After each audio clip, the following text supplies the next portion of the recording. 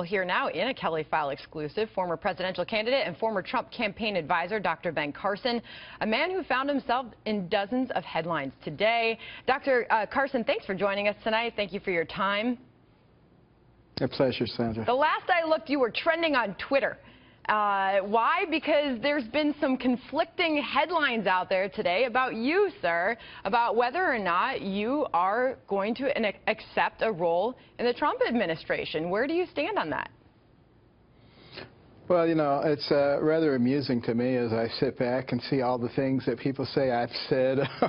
And I'm going to throw some of those at you, by the way. I haven't said any of them or done of them. You know, it's been pretty amusing. But you know, we did in fact have a discussion about things that needed to be done in this country, and what the various options were, whether I could do it from inside the government or outside the government.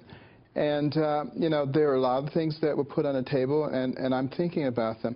I've had so many people calling me today from both sides. I've had Democrats calling me saying, what an opportunity to fix, you know, things that haven't been fixed for decades. Well, it sounds, Dr. Carson, like you're saying you need to be convinced, because some of those things that I said I was going to quote you as well, is that your confidant, Armstrong Williams, told The Hill, Dr. Carson feels he has no government experience. He's never run a federal agency. The last thing he would want to do is take a position that could cripple the presidency. But then now we get a tweet from you today saying that you're going to have an announcement soon, as sort of a hint that you will be accepting a position. Well, you know, that was one of the funny things, the quote that you just had from Armstrong Williams. You know, he did an article in The Hill completely refuting that, but no one wanted to talk about that. You know, he was just sort of talking off the cuff about people who haven't spent their lives in government. But he went back and clarified that. But nobody wants to talk about that. You know, the fact of the matter is, you know, every job is very important. But in terms of complexity, I can guarantee you that very little of it comes close to neurosurgery, and particularly complex neurosurgery. And these things can easily be acquired, and you can put people around you who know all the little details about something that happened 56 years ago. You know, that's not important. What's important is being able to take the information and process it and come up with wise solutions that solve problems. That's what this is going to be about. And it's going to be very different than your typical administration, because Donald Trump, as a businessman, believes very much like surgeons do. You take the evidence and you make your decisions based on the evidence, not ideology. And there's a lot of decision-making being done on your part as well, by the way, and this is a huge consideration, a huge responsibility. Housing and Urban Development has a nearly $50 billion budget, 8,400 employees. Critics of Donald Trump, critics of the decision to possibly include you and make you the Secretary of HUD, Dr. Carson, say he doesn't have the experience to do this. What do you say back to them? I would say, look at all the people in Washington who've had the experience. What a fine job they've done. I guess that's why Donald Trump got elected.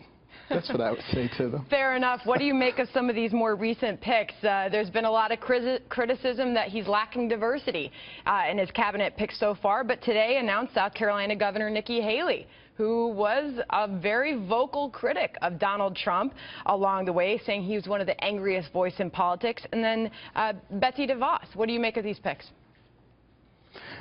You know, he's gonna run the government the very same way that he runs the Trump empire.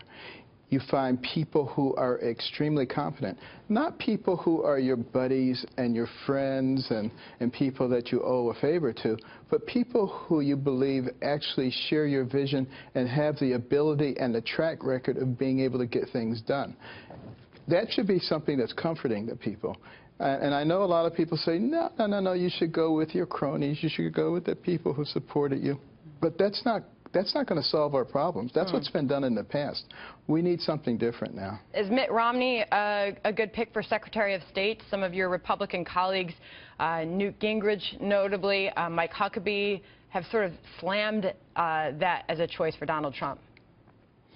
Well, I would say that, you know, he has said some pretty inflammatory things. And I think maybe in private he has told Donald Trump that, you know, I take that back.